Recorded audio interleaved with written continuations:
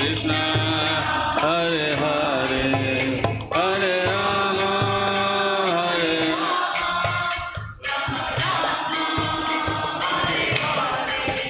Hare Krishna, Krishna Krishna, Hare Hare, Hare Rama, Rama Rama, Hare Hare.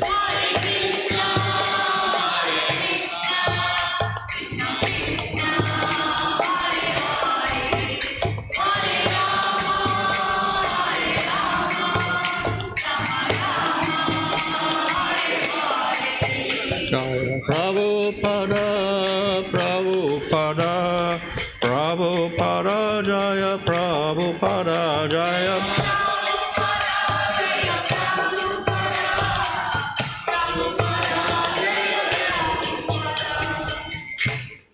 Jaya Vishnu Balaram Rajagacharya, Vajosi Svidesi, Bhaktivadana Swami Prabhupada Ki Jai, Namachar Haridas Thakur Ki Jai. Ramsgo, Sri Krishna Chaitanya, Prabhu Nityananda, Sri Advaita Gadadhar, Shri Gaur Bhaktivinoda Ki Jai. Sri Sri Radha Krishna, Gopa Govida, Shama Kunda Radha Kunti Giri Govardhan Ki Jai. Sri Vrindavan Dham Ki Jai, Navadab Dham Ki Jai. Gang Jamuna Tulsi Bhakti Devi Ki Jai. Ananda Koti Vaishnava Vrinda Ki Jai. Samavetta Bhaktivinoda Ki Jai. O Premanandi. All glories to the assembled devotees, all glories to the assembled devotees, all glories to the assembled devotees. All glories to Sri Guru and Sri Garanga, all glories to Srila Prabhupada. Namo Vishnu Padaya, Krishna Prasthaya Bhutale, Shrimate Bhaktivedanta Swami Nityanamane. Namaste Saraswati Devi, Gauravani Prachadane, Nirvishesha Shunyamari Paschatadesha Tarane, Sri Krishna Chaitanya Prabhu Nityananda, Sri Advaita Gadadhar, Shivasadi Gaurabhakta Vrinda, Hare Krishna, Krishna Krishna, Hare Hare, Hare Rama, Rama Rama, Hare Hare. Reading from Bhagavad Gita, as is chapter 8, verse 15. Mamupekya punarjanma, Mamupekya punarjanma, Dukhalayam asasvatam, Dukhalayam asasvatam, Napnuvanti Mahatmana, Napnuvanti Mahatmana, Samsiddhim Paramam Gat, Samsiddhim Paramam Gat, Mamupekya punarjanma, Dukhalayam asasvatam, Napnuvanti Mahatmana, Samsiddhim Paramam Gatha.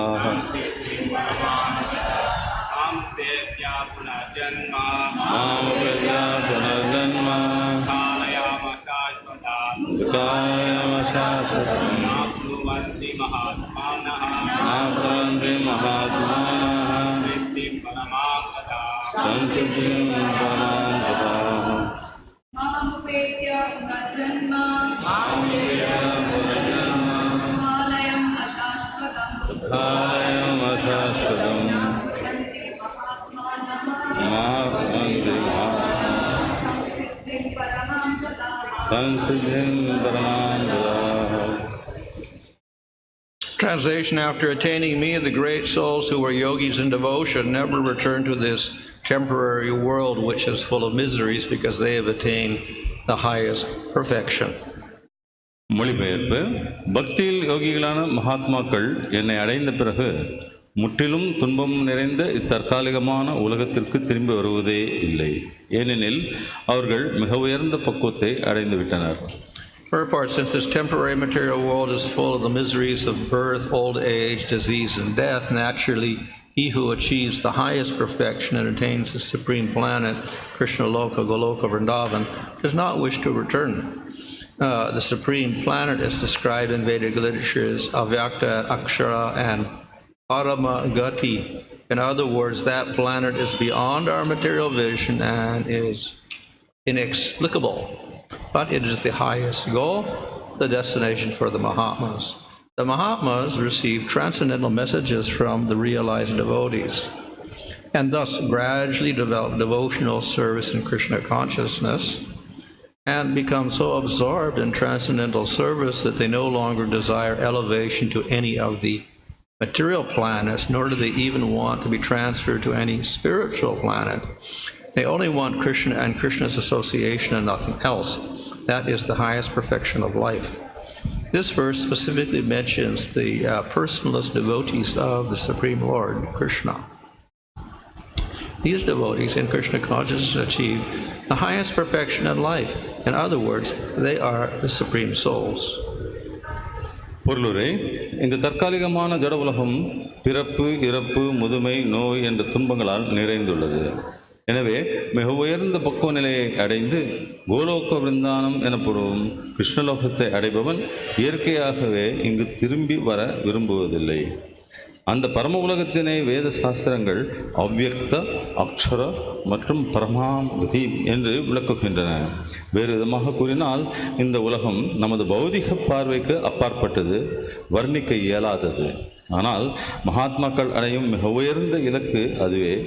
தன்னை உணர்ந்த ஆத்மாக்களிடமிருந்து தெய்வீக செய்திகளை பெறும் மகாத்மாக்கள் படிப்படியாக கிருஷ்ண உணர்வில் பக்தி தொண்டை விருத்தி செய்கின்றனர். மேலும் பௌதிக உலகின் எந்த லோகத்திற்கும் உயர்வு பெற அவர்கள் விரும்புவதில்லை. அது மட்டுமன்றி ஆன்மீக உலகத்திற்கு மாற்றம் பெறுவதற்கான விருப்பமும் அவர்களிடம் இல்லை. அந்த அளவிற்கு அவர்கள் திவ்யமான தொண்டில் மூழ்கியுள்ளனர். கிருஷ்ணரது உறவையும் கிருஷ்ணரையும் தவிர அவர்களுக்கு வேறொன்றும் தேவையில்லை. இதுவே வாழ்வின் மிக உயர்ந்த பக்குவ நிலையாகும். இந்த ஸ்லோகம் பரமபுருஷரான கிருஷ்ணரது பக்தர்களை குறிப்பிட்டு சொல்லுகின்றது. கிருஷ்ண உணர்வில் உள்ள இந்த பக்தர்கள் வாழ்வின் மிக உயர்ந்த பக்குவ நிலையை அடைகின்றனர். வேறு விதமாக கூறினால் அவர்கள் மிக உயர்ந்த ஆத்மாக்கள் ஆவர். Here Krishna states that one does not return to this temporary material world. இங்கு கிருஷ்ணர் இந்த தற்காலிகமான லௌகிக உலகத்துக்கு ஒரு திரும்புவதில்லை என்று கூறுகிறார். Of course, each body dies, disappears, but the jiva comes back into another material body. ஒவ்வொரு சரீரமும் இறப்பிற்கு பிறகு கரைந்து விடுகின்றது. ஆனால் ஜீவாத்மா திரும்பவும் வேறொரு சரீரத்தை பெற்று வருகிறது. This continues, birth and death. It continues for a whole lifetime of Brahma. இந்த பிறப்பு இறப்பு என்னும் சுழற்சி பிரம்மாவின் வாழ்நாள் முழுவதும் சுழன்று கொண்டே இருக்கின்றது. And this is millions and millions and millions of years. இது பல கோடான கோடிக்கணக்கான ஆண்டுகளை கொண்டுள்ளது. Then the whole universe is destroyed, Brahmaloka is destroyed, and all the jivas enter into Mahavishnu. பிரளயத்தின் போது இந்த பிரபஞ்சம் முழுவதும் பிரம்மலோகம் உள்பட அனைத்தும் அழிக்கப்படுகின்றன. அனைத்து ஆத்மாக்களும் மகாவிஷ்ணுவில் அடக்கமடைகின்றன. So in one sense they have escaped from the material world. ஒரு விதத்தில் இந்த ஆத்மாக்கள் இந்த லௌகிக பிரபஞ்சத்திலிருந்து விடுதலை பெறுகின்றன. And they're with Vishnu. விஷ்ணுவில் உட்படுகிறது. But they have not escaped their karmas. ஆனால் அவர்களது கர்மாவிலிருந்து அவர்கள் விடுபடுவதில்லை. So then again, later on, Mahavishnu creates the material universes and the jivas enter into the material universes again. ஆகவே பிறகு மகாவிஷ்ணு அவர்கள் இந்த பிரபஞ்சத்தை மறுபடியும் படைக்கும் பொழுது இந்த ஜீவாத்மாக்கள் மறுபடியும் சரீரத்தை பெறுகின்றன. And then the jivas start taking body after body again in the material world. மறுபடியும் இந்த லௌகிக பிரபஞ்சத்தில் இந்த ஆத்மாக்கள் சரீரம் பெறுகின்றன. And then after the destruction of the universe again, then all the jivas enter into Mahavishnu again. மறுபடியும் பிரளயத்தின் போது இந்த ஆத்மாக்கள் அனைத்தும் மகாவிஷ்ணுடைய சரீரத்தில் அடைக்கலம் எடுப்புகின்றன. So again and again the jivas come back into the material world. இவ்வாறாக இந்த ஜீவாத்மாக்கள் மறுபடியும் திரும்ப இந்த பிரபஞ்சத்தில் வந்து கொண்டிருக்கின்றன. And again they take material bodies. தொடர்ந்து அவை லௌகிக சரீரங்களை பெற்றுக்கொண்டே இருக்கின்றன. So this is better than taking only one body. ஒரே ஒரு சரீரத்தை பெறுவதை விட சிறந்ததாகும். Some people say we have one body here, then we die, finish, nothing after that. சில மக்கள் இந்த சரீரம் ஒன்று மட்டுமே இருக்கிறது, இது அழிந்தவுடன் நமது வாழ்க்கை முடிந்து விடுகிறது என்று நினைக்கிறார்கள். But the Lord arranges we get many chances. ஆனால் பகவான் நமக்கு பலவிதமான வாய்ப்புகளை ஏற்படுத்தி கொடுக்கிறார். So in each body, what do? We try to get some happiness. ஆனால் ஒவ்வொரு சரீரத்திலும் ஆத்மா ஏதோ ஒரு விதத்தில் இன்பத்தை தேடி அலைகிறது. So for some living entities, happiness is surviving with the material body. சில உயிரினங்களுக்கு உயிர்வாழிகளுக்கு இந்த லௌகிக சரீரத்துடன் வாழ்ந்திருப்பதே இன்பமாகும். So that's what plants do. They survive. We can't say they're happy or whatever, but at least they're surviving. உதாரணத்திற்கு தாவரங்களை எடுத்துக்கொள்ளலாம். அவை என்ன செய்கின்றன என்பதில்லை, ஏதோ ஒரு விதத்தில் உயிர் வாழ்ந்து கொண்டிருக்கின்றன. And when we come to animals and human beings, then happiness is it's more than survival. மிருகங்களாகவோ அல்லது மானிடனாகவோ பிறவி எடுக்கும் பொழுது உயிருடன் இருப்பதை விட ஒரு சிறந்த நிலையை இன்பம் என்பதை அனுபவிக்க முயல்கின்றோம். So human beings have many types of things by which they become happy. மானிடர்கள் பல்வேறு வழிகளில் இன்பத்தை காண முயற்சிக்கிறார்கள். But this type of happiness is problematic. ஆனால் இத்தகைய இன்பம் துன்பத்தையே கொடுக்கின்றது. So here this guy, you come to a birth and it's dukkhalayam asasvatam, full of unhappiness, and it is temporary. இங்கு பிறப்பு என்பது துக்காலயம் அசாஸ்வதம், அதாவது துன்பம் நிறைந்ததாகவும் தற்காலிகமானதாகவும் விளக்கப்பட்டுள்ளது. So everything you get is temporary. ஆகவே நமக்கு கிடைப்பது அனைத்தும் தற்காலிகமானவையே. Your body is temporary. நமது சரீரம் தற்காலிகமானது. Your house is temporary. நமது வீடு தற்காலிகமானது. Your money is temporary. செல்வம் தற்காலிகமானது. Your job is temporary. நமது வேலை தற்காலிகமானது. Your family members are temporary. குடும்ப அங்கத்தினர்கள் தற்காலிகமானவர்களே. So we strive for many things in our lifetime, and we put a lot of energy and we work 12 hours a day or 14 hours a day. It's all temporary. நாம் பல மணி நேரங்கள் கடுமையாக உழைத்து பலவிதமான விஷயங்களுக்காக முயற்சிக்கின்றோம், கடுமையாக உழைக்கின்றோம். ஆனால் அவை அனைத்தும் தற்காலிகமானவை. And we cannot prevent it from being temporary. It's just the nature of everything in the material world. மேலும் இந்த லௌகிக உலகத்தில் இருப்பவை அனைத்தும் தற்காலிகமானவை. அந்த தன்மையை நம்மால் தவிர்க்க முடியாது. So that is why life after life we keep trying and trying, but everything is temporary, and then we try next lifetime, temporary again. ஆகவே தான் நாம் பிறவிக்கு பிறகு பிறவி இன்பத்தை தேடி அலைகின்றோம், அனைத்தும் தற்காலிகமாக அமைகின்றன. And even if we do get some happiness out of it for some period of time, even if it's not complete happiness. எப்படியோ ஒரு விதத்தில் நமக்கு ஒரு சிறிது நேரத்திற்கு இன்பம் கிடைத்தாலும் அது முழுமையானதாக இருப்பதில்லை, தற்காலிகமானதாகவே அமைகிறது. The happiness is always balanced by some suffering. இந்த இன்பமானது இன்பத்தை தொடர்ந்து ஏதோ ஒரு விதத்தில் துன்பம் வந்து சேர்கிறது. Now we can try to get a higher percentage of happiness. நாம் ஏதோ விதத்தில் உயர்ந்த விகிதத்தில் இன்பத்தை தேடி அலையலாம். So we could have good health, long life, good bank balance, good education, like that. நல்ல ஆரோக்கியம், நீண்ட ஆயுள், நல்ல கல்வி, செல்வ செழிப்பு, இவற்றை கொண்டு நாம் இன்பத்தை தேடலாம். So this is the attempt of most people in the world to at least have a better balance of the happiness and less of the distress. இவ்வாறாக நாம் இந்த உலகத்தில் மேன்மையான ஒரு விதத்தில் இன்பத்தை தேடி அலையலாம். If we go to higher planets like Svargaloka, then the balance of happiness is more. அதுவே நாம் சொர்க்கலோகத்தை போன்ற உயர்ந்த கிரகங்களுக்கு சென்றால் அங்கு இன்பம் என்பது இன்னும் நிறைய அளவில் கிடைக்கலாம். They live much longer lifespans. அங்கு ஆயுள் காலம் நீண்டதாக உள்ளது. And no sickness. நோய் என்பது இல்லை. And if you go to Brahmaloka, then you have very, very, very long lifespan. பிரம்மலோகத்திற்கு சென்றோமானால் அங்கு மிக நீண்ட ஆயுள் காலம் உண்டு. And no sickness, no problems. அங்கு எந்த விதமான பிரச்சனைகளும் இல்லை, நோய் நொடி என்பது இல்லை. But even if you go to the best place in the universe, there is still a problem. ஆனால் என்னதான் நாம் இந்த பிரபஞ்சத்தில் தலை சிறந்த ஒரு இடத்திற்கு சென்றாலும் அங்கும் ஏதோ ஒரு பிரச்சனை இருக்கதான் செய்கிறது. There's still death. அது இறப்பு என்பதாகும். So this becomes a big problem. இது மிகப்பெரிய பிரச்சனையாக விளங்குகிறது. So no matter where we go in the universe, in whatever body we go, still that we have to get unhappiness. ஆகவே நாம் பிரபஞ்சத்தின் எந்த மூலைக்கு சென்றாலும் எந்த விதமான சிறந்த ஒரு சரீரத்தை பெற்றாலும் நமக்கு துக்கம் என்பது தவிர்க்க முடியாது. This is not satisfying to the jiva to have this mixture of happiness and distress. இத்தகைய லௌகிக இன்பத்தையும் துன்பத்தையும் பெறுவது ஆத்மாவிற்கு திருப்தியை தருவதில்லை. So each lifetime we try to get a little bit more happiness. ஒவ்வொரு வாழ்விலும் பிறப்பிலும் இன்பத்தை அதிகமான அளவில் பெற முயற்சிக்கின்றது.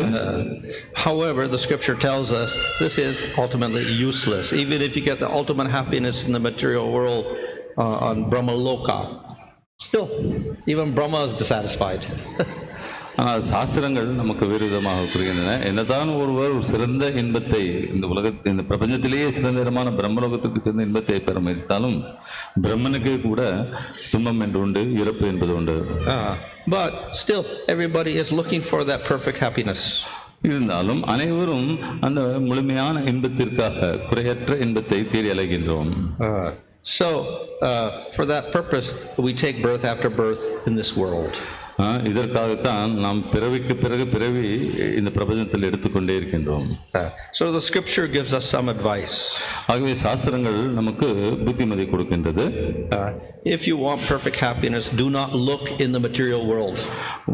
குறைவற்ற இன்பம் வேண்டுமெனில் இந்த லௌகீக பிரபஞ்சத்தில் அதை தேடாதீர்கள் என்று சொல்கிறது. Whatever body you have in this material world, it will bring some distress. உங்களுக்கு என்னதான் ஒரு சரீரம் கிடைத்தாலும் இந்த லௌகீக பிரபஞ்சத்தில் ஏதோ ஒரு விதத்தில் துன்பம் இருந்து கொண்டே இருக்கும் என்று சொல்கிறது. So you have to stop the process of birth and death in the material world. ஆகவே இந்த லௌகீக பிரபஞ்சத்தில் பிறப்பது இறப்பது என்னும் சுழற்சியிலிருந்து நாம் விடுபட வேண்டும். So therefore the scriptures tell us to get out of the material world. This is called mukti or liberation. ஆகவே தான் சாஸ்திரங்கள் நாம் இந்த லௌகீக பிரபஞ்சத்தை விட்டு வெளியே செல்ல வேண்டும், முக்தி என்பதை அடைய வேண்டும் என்று அறிவுரைக்கின்றன. So this actually is encouraged in all people. இது அனைத்து மக்களுக்காகவும் கூறப்படுகிறது. So therefore it is commonly known among people that they have 4 goals: artha, dharma, kama and moksha. ஆகவே இது பெரும்பாலான மக்களுக்கு தெரிந்திருக்கிறது. அர்த்த காம அர்த்தம் moksha. Of course most people forget about the moksha. பெரும்பாலான மக்கள் மோட்சம் என்பதை they strive for artha and kama. அர்த்த காம என்ற நிலையில் நின்று விடுகிறார்கள். But actually moksha is the goal. ஆனால் உண்மையில் மோட்சம் என்பதே ஒருவருடைய குறிக்கோளாகும். However, as I said, people forget about that. ஆனால் பெரும்பாலான மக்கள் அதை மறந்து விடுகிறார்கள். So we have to have a reminder that you can never be completely happy in this material body, in this world. ஆகவே நமக்கு திரும்ப திரும்ப நினைவுபடுத்தப்படுகிறது, நாம் இந்த லௌகிக பிரபஞ்சத்தில் முழுமையாக திருப்தி அடைய முடியாது, துன்பம் இல்லாமல் வாழ முடியாது என்று. So here in this verse, Krishna is reminding us, this place is Dukkalaya Asasva, a place of misery, and it is very temporary. ஆகவே தான் கிருஷ்ணர் நமக்கு இங்கு நினைவுறுத்துகிறார் இந்த பதத்தில், துக்காலயம் அசாஸ்வதம், இந்த உலகம் தற்காலிகமானது, துன்பம் நிறைந்தது என்று. So Krishna offers a solution for us. இதற்கு நமக்கு இந்த பிரச்சனைக்கு ஒரு தீர்வை கிருஷ்ணர் கூறுகிறார். So what is the solution? He says, you attain me. தீர்வு என்ன? என்னை அடைந்து விடு. And then you get that highest goal, completely perfect goal. அவ்வாறு செய்தேயானால் உன்னதமான மேன்மையான குறிக்கோளை, முழுமையான குறிக்கோளை அடைய முடியும் என்று கூறுகிறார். Of course, how do we attain Krishna? இருப்பினும் கிருஷ்ணரை நாம் எவ்வாறு அடைய முடியும்? So the previous verse says, you have to think of me at all times. அதற்குதான் இதற்கு முன்னால் உள்ள பதம், என்னை எப்பொழுதும் நினைத்திரு என்று அறிவுறுத்துகிறது. Think of Krishna favorably. கிருஷ்ணரை சாதகமான முறையில் நாம் நினைவில் கொள்ள வேண்டும். So in other words, we have to pull our mind away from material things and think of Krishna. வேறு விதமாக சொன்னால் லௌகீகத்திலிருந்து விடுபட்டு கிருஷ்ணரை பற்றி நினைவில் கொள்ள வேண்டும். So this is the process of bhakti. இதுவே பக்தி எனும் வழிமுறை. So we have many activities by which we can think of Krishna. ஆகவே பல்வேறு விதமான நடவடிக்கைகள் மூலமாக நாம் கிருஷ்ணரை நினைவில் கொள்ளலாம். So the definition of sadhana bhakti, bhakti in practice, is that we engage the senses. ஆகவே சாதன பக்தி என்பதற்கான விளக்கம் நம்மளுடைய புலன்களை பகவானது சேவையில் ஈடுபடுத்துவதாகும். So we can engage the eye and the ear and the hands and the feet. நமது கண்கள், செவிகள், கை, கரங்கள் என அனைத்தையும் பகவானது சேவையில் ஈடுபடுத்தலாம். But scriptures also say ultimately the whole purpose of this is so that you can always think of the Lord. சாஸ்திரங்கள் மேலும் சொல்கின்றன, இவை அனைத்திற்கும் பின்னால் உள்ள காரணம் என்னெனில் பகவானை எப்பொழுதும் நினைத்துக் கொண்டே இருப்பதற்காகும். So in other words, thinking of the Lord is also type of bhakti. வேறு விதமாக சொன்னால் பகவானினுடைய சிந்தனையில் ஆழ்ந்திருப்பது என்பது ஒரு விதமான பக்தியாகும். Unfortunately, it is difficult for many people to simply think of the Lord. துரதிருஷ்டவசமாக பெரும்பாலான மக்களுக்கு பகவானது சிந்தனையில் ஆழ்ந்திருப்பது என்பது மிகவும் கடினமான விஷயம். Therefore, we have various processes of engaging the senses. ஆகவே தான் நம்முடைய பல்வேறு புலன்களை பல்வேறு விதங்களில் ஈடுபடுத்துவதற்கான வழிமுறைகள் கூறப்பட்டுள்ளன. So we can serve the deity form of the Lord in the temple. உதாரணத்திற்கு கோவிலில் உள்ள பகவானுடைய திருவுருவத்தை சேவை செய்யலாம். So it's easier to serve the Lord in the temple by making offerings to the Lord than simply sitting down and trying to meditate. எங்கே ஒரு இடத்தில் உட்கார்ந்து கொண்டு பகவானின் மீது தியானம் செய்வதை விட கோவிலில் பகவானது மூர்த்திக்கு ஏதோ அர்ப்பணங்களை செய்வது மிகவும் எளிமையான முறையாகும். Of course, there's even an easier method of remembering the Lord, that is, chant the name of the Lord. இதையும் விட சுலபமான எளிமையான வழிமுறை ஒன்று உண்டு, அதுதான் பகவானது நாமங்களை உச்சரிப்பதாகும். That is called Nam Sankirtan. இது நாம சங்கீர்த்தனம் என்று சொல்லப்படுகிறது. So Chaitanya Mahaprabhu has told us that this is actually the main method that we should use in Kali Yuga. ஆகவே சைத்தன்ய மகாபிரபு அவர்கள் இந்த கலியுகத்தில் முக்கியமாக உபயோகிக்கப்பட வேண்டிய ஒரு வழிமுறை என்று நாம சங்கீர்த்தனத்தை பரிந்துரைக்கின்றார். So we should worship the Lord, we should think of the Lord, but the practical way to do that is Nam Sankirtan, chanting the Lord's names. ஆகவே நம் பகவானை வெளிப்படுவதற்கும் அவரை பற்றி சிந்திப்பதற்கும் முக்கியமான ஒரு வழிமுறை, கலியுகத்திற்கு ஏற்ற வழிமுறை நாம சங்கீர்த்தனம். So what is the final result? One attains Krishna. இறுதியான குறிக்கோள், ஒருவர் அடையும் குறிக்கோள் என்ன என்றால் கிருஷ்ணரை அடைவதாகும். And one does not return to the material world and the material body.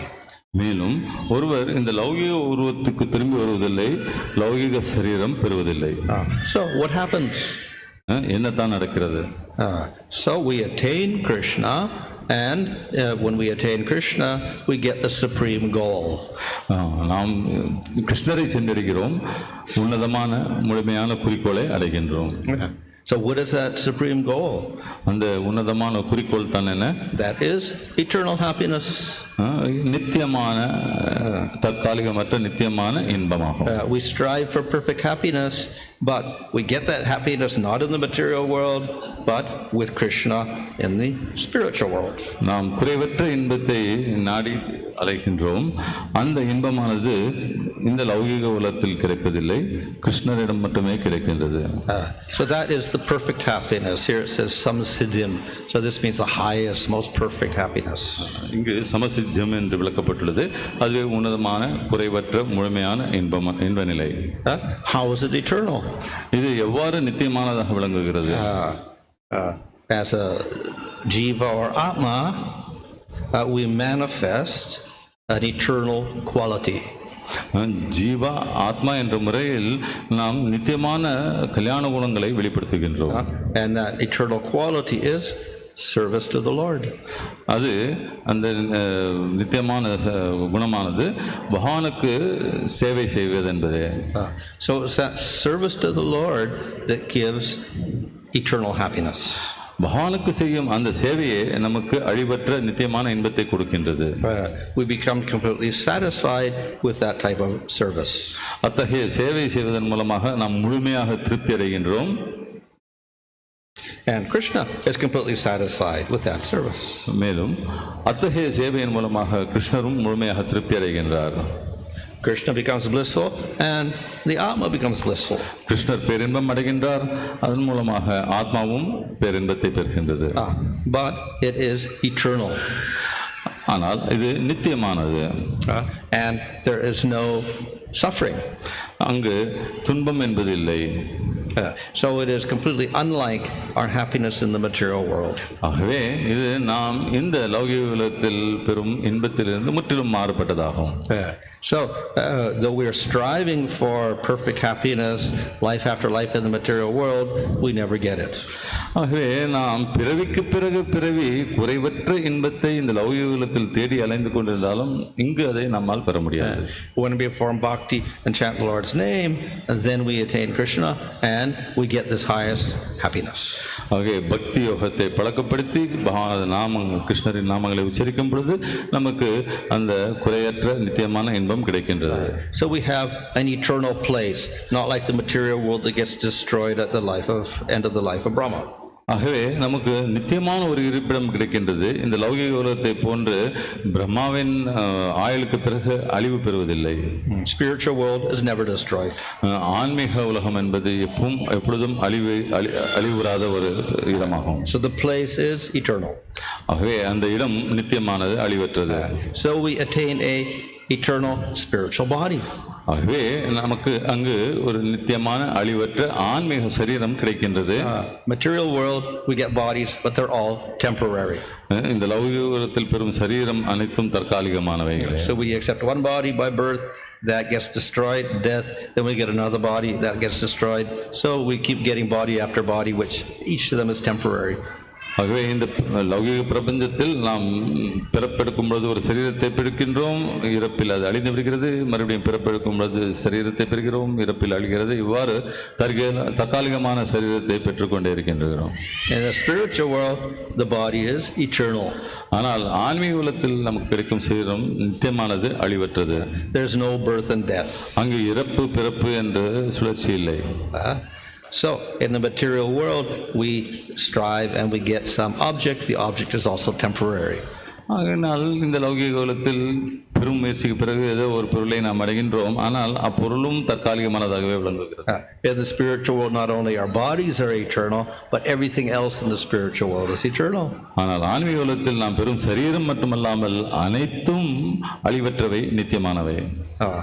And we establish an eternal love for the Supreme Lord. மேலும் ஒரு அழிவற்ற பகவானுடனான அன்பை நாம் நிலைநிறுத்திக் கொள்கின்றோம். It is eternal and it's always increasing in happiness. மேலும் இது நித்தியமானது மட்டுமல்ல, எப்பொழுதும் பெருகிக் கொண்டே இருக்கும் இன்பமாகும். So in this way, none of the problems we have in the material world are there in the spiritual world. இவ்வாறாக லௌகிக உலகத்தில் உள்ள எந்த ஒரு பிரச்சனைகளோ துன்பங்களோ அங்கு ஆன்மீக உலகத்தில் இருப்பதில்லை. So generally, to get that supreme goal, it is very, very difficult. பொதுவாக இந்த உன்னதமான குறிக்கோளை அடைவது என்பது மிக மிக கடினமான காரியம். Very rarely can we attain that goal. வெறு துர்லபமாக நமக்கு இந்த குறிக்கோளை அடைய முடிகிறது. However, the Supreme Lord is eager that we attain this goal. எப்படி இருப்பினும் முழுமுதற் கடவுள் நாம் இந்த குறிக்கோளை அடைய வேண்டும் என்று வெகு ஆர்வமாக உள்ளார். And thus he gives many opportunities. அதற்காக நமக்கு பல்வேறு விதமான பல வாய்ப்புகளை கொடுக்கின்றார். So the present opportunity we have is chanting the name of the Lord. ஆகவே நமக்கு தற்போது கிடைத்துள்ள வாய்ப்பு பகவானது நாமங்களை உச்சரிப்பது என்பதாகும். Chaitanya Mahaprabhu appeared 500 years ago and he offered this very easy process to everyone free of charge. Chaitanya Mahaprabhu 500 ஆண்டுகளுக்கு முன்னாக அவதரித்து அனைவருக்கும் இந்த மிக எளிமையான வழிமுறையை எந்த விதமான ஒரு செலவுமின்றி இலவசமாக கொடுத்தார். So this chanting is the process by which we can get that highest goal and the highest happiness. ஆகவே நாம சங்கீர்த்தனம் என்பது உன்னதமான குறிக்கோளையும் உன்னதமான இன்பத்தையும் பெறுவதற்கான ஒரு வழிமுறையாகும். Hare Krishna. हरे कृष्णा. जय श्री श्री भगवद गीता प्रवचनम की जय. हिज होलिनेस भानु स्वामी महाराज की जय. शिव इंग्लिश भक्ति स्वामी प्रभुपाद की